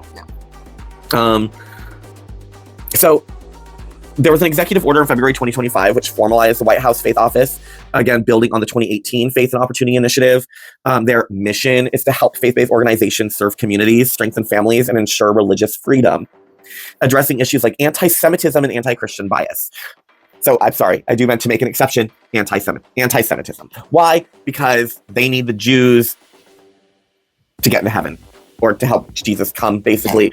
But then once he arrives at his destination, climax, whatever, you know, Jesus is going to turn to them and be like, you still don't believe in me, dreidel spinners, and then like apparently wipe out the Jews, where then the Christians are going to be happy because they can't wait. It was like half of the Jews, supposedly in prophecy, half of the Jewish people will recognize Christ as their Lord and Savior and be saved in that moment because they are God's chosen people. The other half will be wiped out, and they can't wait to see that happen. And yeah, it's fucking gross, but they gleefully can't wait to see that happen. But make no mistake, you talk to all these people in private about Jews and Judaism, and you bring things, they'll be like, oh no, fuck that. Like they betrayed Christ. Like for them, the Jews betrayed Christ and denied Christ, and that's why he was crucified and killed, etc. Like, they have a whole animosity towards the Jewish people that, like, that they pretend is not there because they want to be like, Christians for Jews and or Jews for Christ. Because let's be clear, every time you meet a Jew for Christ, they're clearly did not grow up Jewish. Right. They do not come from a Jewish family. They are literally just Christian Zionists who they have adopted Jewish practice. And well, there's a documentary. I watched, not a documentary, but a news segment specifically that went into these people a couple months ago. Not because I didn't know about them already, but just like it was in my feed. And I was like, oh, this is interesting. I haven't really dug deep into these people to wrap my head about how, because I just always hear about Christian Zionists or Jews for Christ. And I'm just like, how is that? Like, what? How is that? Like, I just never, so I finally, like a couple months ago, something popped up in my YouTube feed and I was like, oh, okay. So I went to watch it, expecting to see like Jewish people, born Jewish, raised Jewish, who discovered, Jesus and came, like, how is it? No. It was just a bunch of like people, like white trash fucking people who, sorry, but yes, I'm gonna call you white trash. And no, I don't mean because of how you dress or where you live, but because you're fucking trash. But they're just like they're just evangelical Christians cosplaying as Jews in their living room. Like, it's just, it's that. So that's what Jews for Christ really is. It's not Jews for Christ, because real Jewish people are like, Jesus who? No, not that they don't like know who Jesus is, but you know what I mean. They're just like, no, that's not my savior. Yeah. No, that's not the Messiah. Yeah, it's fucking gross. But because of that, they care about anti-Semitism, even though their ranks are full of Nazi white supremacist anti-Semites. They're part of the Domestic Policy Council, which include the faith liaisons in federal agencies and a religious liberty commission. Yeah. Which we reported on a few episodes ago. So they consult with faith leaders, recommend policy changes, coordinate federal agency actions on religious liberty, and promote faith-based grant opportunities. Which is DEI, by the way. That is straight up DEI. They got rid of like all these other grants, like for being an Mexican-American artist or something. Like, they got rid of all these other grants. But there are faith-based grants. Faith-based, because let's be clear, again, it's Christianity. None of this is faith of anything else. This is not any other faith. And I want to be clear that the terms faith, religion, liberty, all this stuff just means Christianity. That's it. That's all it means. So I just want to make that very clear. So they were advised on securing religious liberty domestically and internationally. So again, it's about spreading a guarantee of Christianity through our government actions. When we work with a country, when we work with a state, a government, whatever, moving forward, is to ensure that one of the things we're getting out of this relationship is the spread of religious liberty, which is, again, their spread. That is it. So they can spread Christianity and the good word as far and wide as possible. Using much more force than words. Yeah, exactly. So they have then of course they have the famous anti-Christian bias task force, which there's no other, by the way, there is no anti-Muslim, no anti-Judaism, well, I guess there is an anti-Semitism task force, maybe. But there's no like Buddhist, pagan, Hindu, Eastern Orthodox bias group. No. It's just anti-Christian bias task force, focused on combating anti-Christian bias and anti-Semitism. But do you notice how the anti-Semitism is umbrellaed under the anti-Christian bias task force?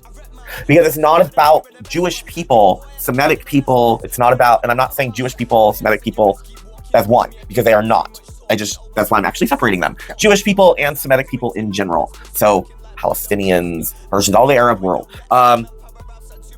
They don't care about that separately. It's all just how it serves them in their biblical purpose, which is why this falls under this task force. So, unfortunately, this is all what's in the world, right? Yeah. And this is what is driving our policies, our foreign policies, the decisions we're making, the things we're doing, helping. The reason we are so tied to Israel, like, it's not just, guilt for the Holocaust. Right. This isn't fucking guilt about the Holocaust. It's because we were like in the agreement of basically being like, okay, you can have this patch of Palestine and call it Israel again. You have to basically let us establish our government, our military there, blah, blah, blah, adopt our ways. This was about making sure that America, the fucking money shot fucking load blow of God, apparently, was linked intimately to Israel, and that relationship has been strategic. Having our position there has been strategic. Now, in part, yes, militarily, power-wise, having a foothold in the middle of the Arab world, sure.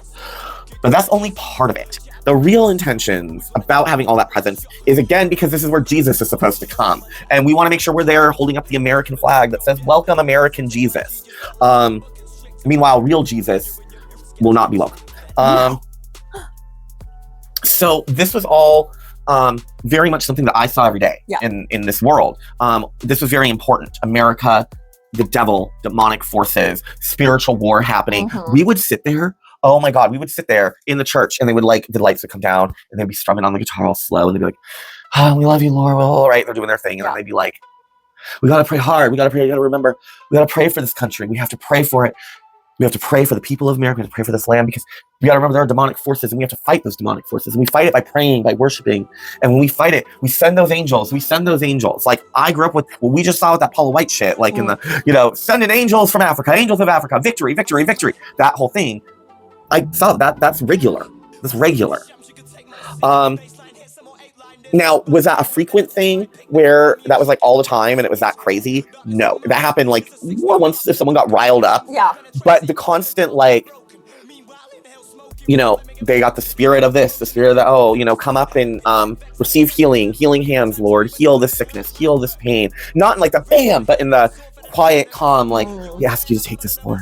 And you got the strumming guitar, and like the drums, a very low beat to the back, all designed to get you into this movement of whatever, all geared towards this one goal, all geared towards defeating this one threat, which had agents everywhere.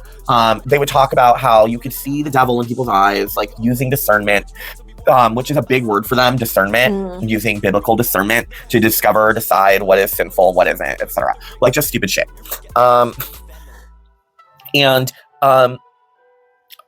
I will say that you really see and experience this idea of world domination that, on contrast, you just don't have in polytheism, paganism. Right. And the goddess doesn't ask that of us. No deity, for the most part, asks us of this. Now, obviously, the Christian God, Yahweh, is a storm warrior mountain god. Is a war god. Let's just be clear, is a war god. This makes complete sense. Absolutely. Honestly. Yeah. This makes complete sense to Yahweh, to this deity, to Ares, Mars, like two war gods. This makes sense. And the biblical God, the Abrahamic God, is a war god. Yes. So a regional worm god, but a war god. So who has now obviously been super inflated and given a lot of power through worship and sacrifice. And let's be clear, everyone, whatever, killed with any intention of God, pleasing God, church, etc. That is a sacrifice. Yes. Sacrifice is being made. So if we want to talk about human sacrifice and making human sacrifices, Christianity especially is super fucking guilty of routinely performing human sacrifice. Oh, absolutely. To a god. Yeah, and just we don't have that. We don't want the world to end. No. They want the world to end. They want it to go to shit. They want the rivers to burn up. They want the waters to evaporate. They want earthquakes, devastation. They want people dying off. They want the sick. They want all this cruelty and evilness, and they want fucking the ozone layer to be destroyed and global warming, climate change, whatever, to be fucking all this shit up. They love, as much as they bitch and moan and cry about the damage to their trailer park, they also are really happy because it's another sign that this is the end times. Exactly. It's a manufactured Armageddon. Yes. That they are so desperately needing now. And in part of that is by turning to an age-old enemy. Yeah. That has always been there, which is us, which is the pagans, the polytheists, the witches. We have always been here. And they are going to war over us. They really think that they're in a war with us. And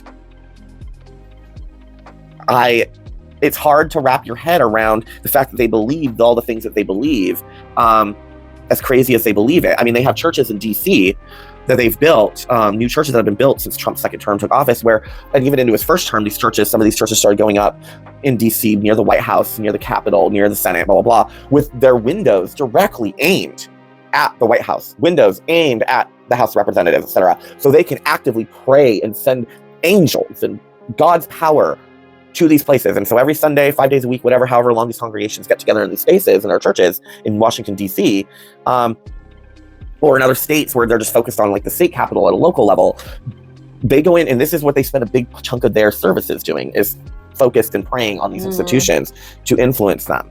And then they turn around and talk about demons influencing them. Correct. And You know, it seems so loony. It seems so loony. It does. And it's such a contrast, especially coming from our path, which is all about keeping the balance, witches are all about restoring the balance, which is witchcraft. It's a celebration of the beauty of the earth and life and death in equal measure, because it's a cycle and it all begets the other. And we don't want that to end. We want to celebrate it, and we want things to be better. We want society and life, for the most part. I mean, let's face it, we all know some asshole fucking selfish witches out there who don't give a shit. Yes. But in general, pagans, polytheists, heathens, witches, etc., yes, the path of our faith in general is not about creating an Armageddon. No. It's not about destruction. It's not about demonizing. It's not about separation. It's not about death. It's not about murder. It's not about genocide. But they are. Yeah. Because you have to understand, they worship, in the end, they worship a war god who they gave a really big ego to. Yes. And who has convinced them through his followers that he's the only one true God, even though the scriptures in themselves debunk this. Yes. But this is the propaganda, and they are feeding this deity who now has all this fucking power all over the fucking world and has had human sacrifice after human sacrifice made to him in all the faiths. Islam has, 9/11, that was a big old human sacrifice to Yahweh. Oh, yeah. Let's just be clear. And I think another thing that's important to add into this conversation is that there is more to it than just the human sacrifices. Like any act of like, I'm dedicating this music to God. God gave me my relationship. My relationship is dedicated to God. That's all a sacrifice. Mm-hmm. That's all feeding him. Yes. And so to have not only the human sacrifices that he has received over the millennia, but also all of the sacrifices that he's received in other ways. It's just pumped him up to a level that he was not before. Yeah. And that's just, that's what's interesting is, and why we're still a threat, is that because paganism never went away. No. And let's be clear, it never went away. No. There are other countries in continents in this world that are polytheist and always have been and have never stopped being polytheists. Like the Christian takeover myth is just that, it's a myth. It's a big lie. It's like Trump's election denial. It's the big lie. Like paganism was never stamped out. Polytheism was never stamped out. The gods were never banished. The gods were never dismantled. The gods were never turned into demons or actually were demons or whatever. No. The gods, as we know, have always been and always will be and have continued, and they have grown in power. Exactly. And as things have shifted, as the right has taken hold in the past 10, 15 years in the way that they have, paganism, polytheism, the gods, the originals, the old ones, the ancient ones, the deathless ones, have been gaining power and prominence too. And we have seen, while there is this growth in Christianity and non-denominational evangelicism, there is also of equal higher growth in paganism and witchcraft, in fact, as we've reported on. In fact, interestingly, we did a piece on a census of like a faith-based census, and while we saw there has been a growth in Christianity, there's also been a growth in pagan faiths, and there has been a decrease in agnosticism. Yes. So I thought that was very interesting, that on both sides, people of faith are growing in numbers. I also think that it's kind of the biggest fuck you that paganism never went away. Correct. Because I feel like there is just this sense of rage and pride in the fact that like you could destroy these temples, you could kill all of these people, hurt them, forced conversions, all of that. But guess what you could never do away with? Our gods and our faith. Yep. Like I personally, as a polytheist, I fucking love that. Agreed. I do too. I think it's fucking amazing. Now, we talked about how there's that new directive for Department of Homeland Security about terrorism, and it broadens the definition of domestic terrorism. And of course, we have in there anti-Christian. Anything like anti-Christian is acts of domestic terrorism. And a lot of people saw that and they were like, oh, well, that's Islam. Muslims, that's why that's there. Maybe atheists and agnostics, anti-Christian. In part, but I can promise you, the definition expansion of domestic terrorism to include anti-Christian specifically is with pagan, Satanists, witches, witchcraft in mind. Yeah. And we have seen since Trump's second term started a year ago, this government uptick, oversight, intrusion, an intrusion happening to, witches, pagans. We're seeing churches be emboldened. We're seeing, unfortunately, what happened with Charlie Kirk did not help this. No. So that's kind of where we're at now with all of it. You need to be on your guard at this point. Again, we really will suggest learn more baneful magic. If you are a little rusty on your witchcraft, you haven't really practiced other things, you haven't really explored maybe other types of magical practice, use, tools, etc. Now's the time to start. We have to protect ourselves. There wasn't really any, because we don't really have an answer on necessarily how to put a stop to this beyond what we have in our witchcraft toolbox. The main point about talking about this was really to give a clear idea of who and what is directing everything in the government, down to how ICE is operating, down to how Customs and Border Protection, Border Patrol is behaving. What is doing it? Why does Christine Nome pray with all of ICE and Homeland Security before they go out on every raid? And what are they doing it for? It's all because of this religious Christian nationalist idea behind it. Again, we're witches, witchcraft, us, we're real to them. We are real to them. And we are a deep and dangerous threat to them. And now with these new mandates on the expansion of what is anti-American domestic terrorism, this basically government mandated executions by ICE in the Department of Homeland Security, which yes, would mean that if they suddenly decided that your witchcraft shop, your occult shop is suspicious, you will be raided by DHS. Like, that is what that means. Like, it's not just, oh, ICE coming for immigrants. Like, DHS will invade you for other shit too, under being a suspected domestic terrorist because you sell tarot cards at your, Thistle and Broomstick shop in downtown Poughkeepsie. Like, that's where we're at now, and that's just kind of, we wanted to give you an understanding of that, and also kind of, again, we throughout this past couple of weeks have been reflecting on just the stark differences, and again, especially for me, having grown up witnessing all of this and being exposed to this on the regular for years, for like 17 years of my life. Just the stark contrast between us and them. Yeah. But it's also that contrast, which they also see too, is why we're not compatible. Right. Because they're literally a death cult. They're a war and death cult. They're a war and death religion. And they worship a war god and war deities who literally, they're all about fucking war. And that's it. That is despair, pestilence, destruction, devastation, genocide, plague, starvation. It's all bad shit. Right. And even if they have moments of good in them, these deities, this is their shtick, and this is what they thrive on. And Yahweh, in all his forms across the Abrahamic world, the Abrahamic faith, has made it very clear that he's all about this. Yeah. So that's why we wanted to go into this. All right, let us know in the comments. Did you grow up this way? Did you come from this? Do you have experience in NARS? And I did not grow up this way, but you did.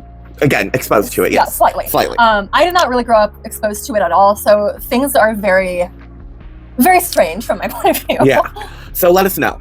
What did what was it like for you? What do you think? Did you not? Are you like, man, this was not your reality? And is it freaking you the fuck out that this is what now is calling the shots, making all the decisions, and this is what people in positions of power actually believe, crazy fucking shit like this? Yeah, let us know. All right, so next, we return to Greendale. We go through the mists. We find Sabrina Spellman and her aunts, Helda and Zelda, along with delightfully queer Cousin Ambrose and adorably meowy little Salem, and the rest of the brood for the Chilling Adventures of Sabrina. This episode, Dreams in a Witch's House. This was a fucking loon episode. I have to say, this was the first episode that I thought was a little stupid.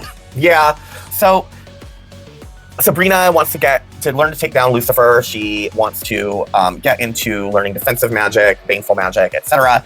So she's given this puzzle that was made by her dad to solve, and if she can solve it, and then Father Blackwood will let her take these classes. She discovers the clue in her father's journal and releases a demon who was trapped in there, and now she's all fucking pissed off. And she's a nightmare or dream or nightmare demon. You can interchange those. And she proceeds to put everyone through an endless trial of tortures. So Sabrina's, of course, is all hung up on all the boys like her. All the girls want to be her, and so they hate her. And she's got Harvey. Harvey finds out she's a witch. Harvey freaks out. She finds herself in an Iron Maiden. And that's when we first encounter the Dream Demon, who says her name. And by that, so this just starts, this ends up what consumes us for this episode. Yes. Which is we spend more than half of it trying to figure out what the fuck this demon's name is. It sounds like Fatback, Porkback, or Fanny Pack. Fanny Pack, Brat Pack, Brat Patch, Butt Patch. Like, it's all these, like, we're like, what the fuck is what is this demon's name? And yes, we could have put on the subtitles, we could have Googled and looked it up, but the fact is you shouldn't have to. Like, things should be clear enough on a show. Like, you shouldn't have to be like, what the fuck is this? So we listen for the entire episode because we're just trying to figure out what the hell it is. And we finally discover through Miss Wardwell, somebody at some point, maybe it was her towards the end. In the beginning, though, when she first says her name is when we were confused. Then you get to towards the end, and I think she says it again. But we finally hear Batty Bat. And we're like, oh, okay. That's a stupid name. That is a stupid name. Stupid. And it makes it very hard to take the entire episode seriously because the demon's name is Batty Bat. Yes. So Hilda, of course, afraid she's going to end up with Zelda for the rest of her life and be inhibited and never be able to live on her own and be her own person. In her nightmare, she finds herself drugged and then wakes up conjoined, stitched to Zelda, and they can't rip apart from each other. Zelda's issues of feeling betrayed by Hilda goes to she murders Hilda in her dream, and this time can't bring her back to life. There's no coming back, and she has a complete fucking breakdown and loses her mind over it. Ambrose, afraid that he'll always be stuck in the house and alone and never get to leave. Basically, that he died lonely and sad and is a hollow, empty person, finds himself on the autopsy table, giving himself an autopsy, and eating his own cold, dead heart repeatedly. Again, we spent most of the episode just trying to figure out the demon's name. So I'm just going to keep calling her Fanny Pack. I like Fanny Pack. I also Briar Patch. Yeah, that was the other one. I was like, Briar Patch? And yeah, it just was a thing. Correction, it is not Greendale High. We were like, what is it? It's Baxter High. Yeah, it just was. It just was. We trek on. We do. All right. Next is SpellCraft. I don't have a lot on this. We don't really have a specific spell to give you. Really a subject. Mm-hmm. It's more of a idea and a help. So, this is the internet. This is electricity. This is energy. This is microwaves, television waves, radio waves, internet waves, satellite signals, vibes, energy, electricity, all tangible, all real, all connected, moving at once. Let me give you a little analogy.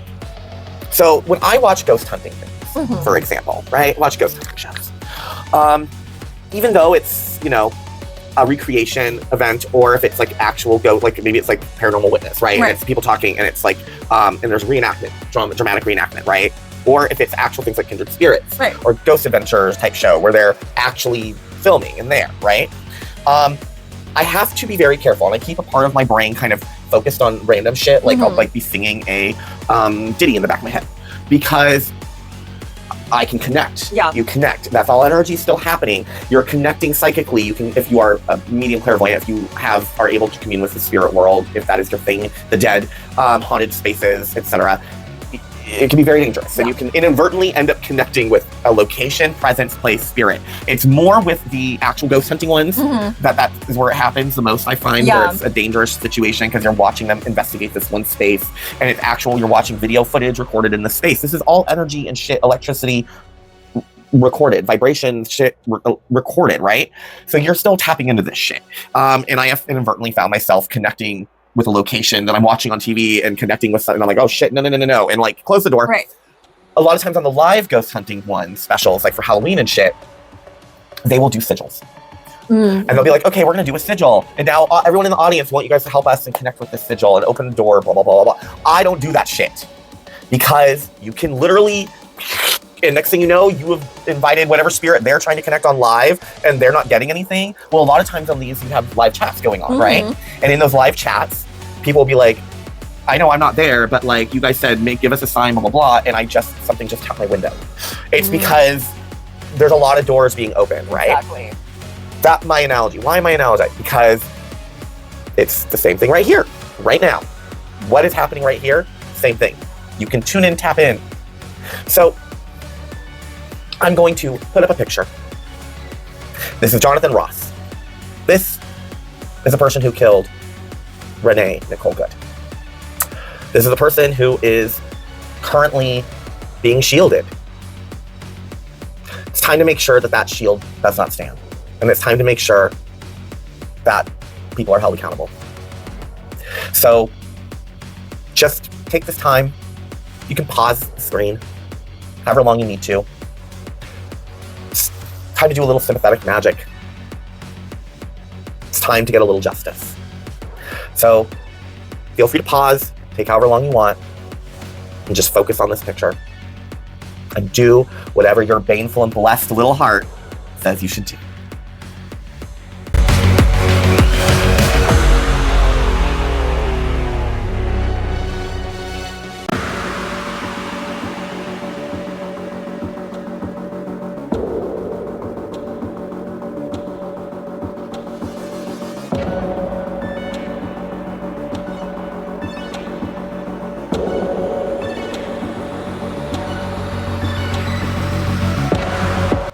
So, thank you for that. Now, I kind of do feel like a witchcraft mob boss. Like I'm right? taking out a magical hair. But no, seriously though, for all of those of you, thank you. Hopefully, all of us together, with the amplification of YouTube and our internet sources and all the energy that is here and focused, we'll have a good result. That's all I'm gonna say. All right, and lastly, we have Witchy Media Review. And it is the 1968 film, The Conqueror Worm, or Matthew Hopkins' Witchfinder General, starring Vincent Price. And does Witchfinder General not sound like a video game? It does sound like a video game. It does. Now, there's some liberties that this film obviously takes on the life of Matthew Hopkins. First and foremost, at the height of his career, at the peak of his infamy and fame, he was like 22 years old. Maybe 27, 28 is when and I believe that's when it ended. It's like he was like 27 or 28 years old is when his career was done. And if I remember correctly, he died basically poor or poor-ish and kind of, not necessarily in disgrace, but just kind of in squalor and obscurity. Just obscurity. That's the word I was looking for. Obscurity. Thank you, Amanda. You can always count on your editor. It's true. Now, the premise of this is, and it was directed by Michael Reeves. Sorry about that. Sorry, Michael. So the premise is that we have Matthew Hopkins wandering around the towns, the villages of England, killing witches, collecting silver. He has an assistant who loves to torture women, and it's like his head inspector, looking for witch marks, torturing, things like that. And he's a simple country man. Is the politically correct way I'm going to describe him, because I can't really describe him any other way that is not non-PC today. He's a simple countryman, but the re-man is silent. Yes. And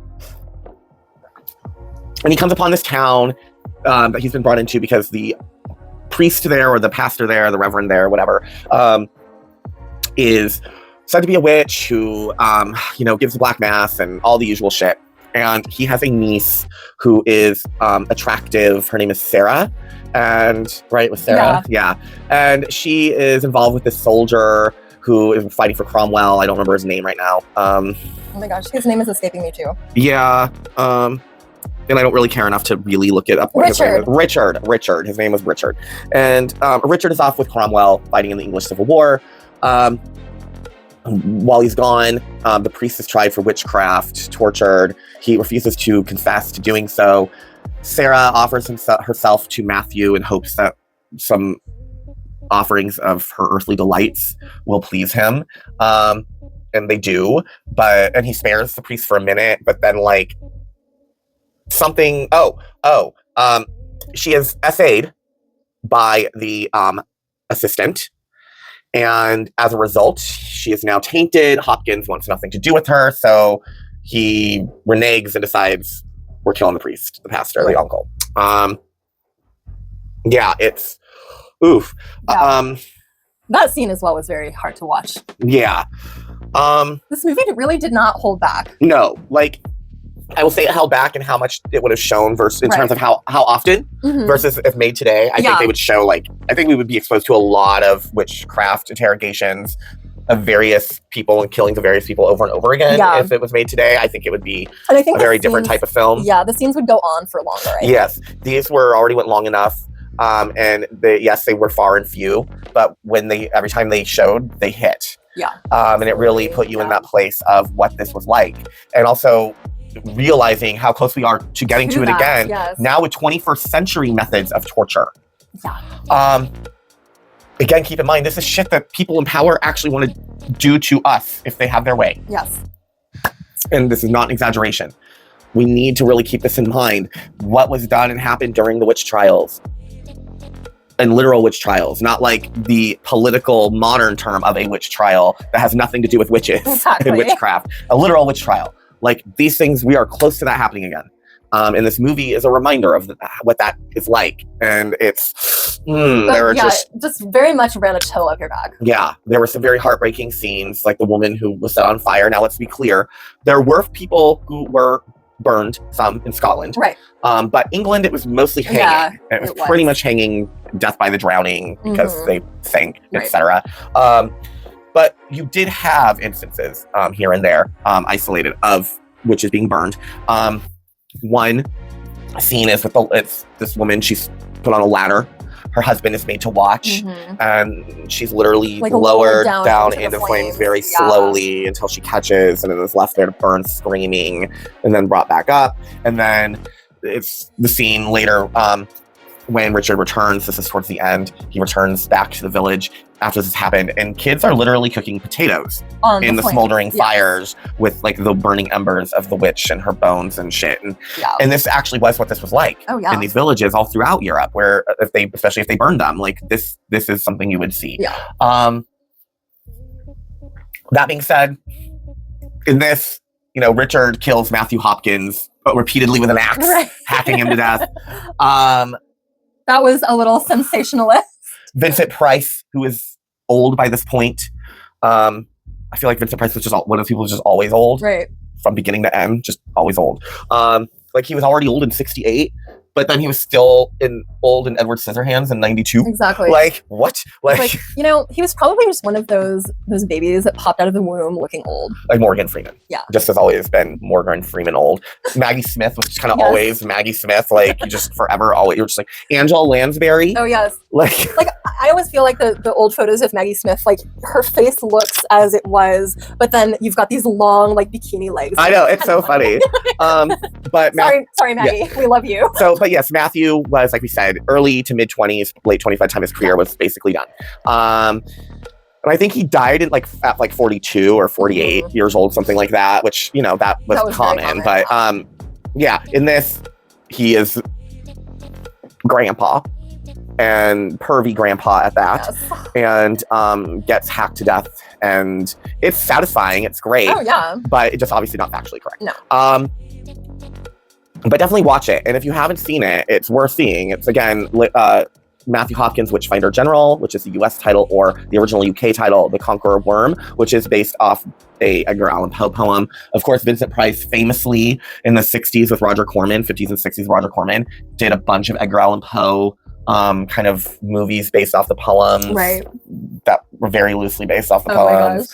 A lot of Technicolor. I was obsessed with the movie The Raven from the 60s. Yes, I'm about to say The Raven. The Pit and the Pendulum was another one that's very famous, with the scene of the pendulum axe, and Vincent Price and his regalia. And there was a lot of psychedelic color going on in the manner of like Suspiria and Argento, and also the Batman 60s Out of West TV show.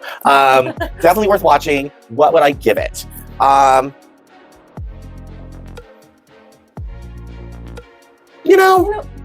More than a first quarter, but less than a final quarter.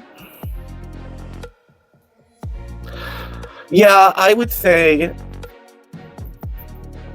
I'm going to give it, I want to give it a waxing gibbous, but I'm going to give it a waning gibbous. Like, still close to full because it is a good movie. I'm giving it a waning gibbous because of the liberties they took, his age, the way they have him die, just kind of more of the like liberty aspects of it. Right. And there was a lot of liberties taken with the overall culture of the times as well. Yeah.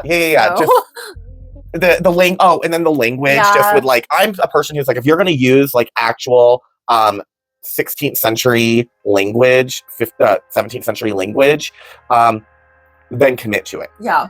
Commit to ye old English. Like, there was a lot of like switching to like that to more like Edwardian, Georgian Victorian Edwardian point of language, English language. And what the fuck are you talking about? Go watch The Witch with Robert Eggers' The Witch.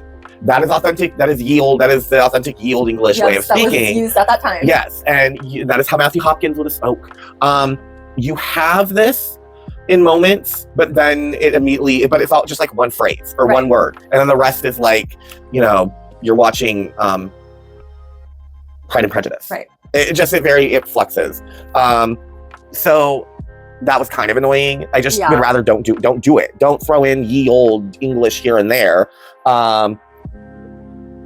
To try to make it sound authentic, but then you slip out of it because it's very harsh on the ears. You notice that you're like, wait, that is two different like ways of speaking, dialect, language, whatever, dictation, syntax, whatever. It's just different. Right.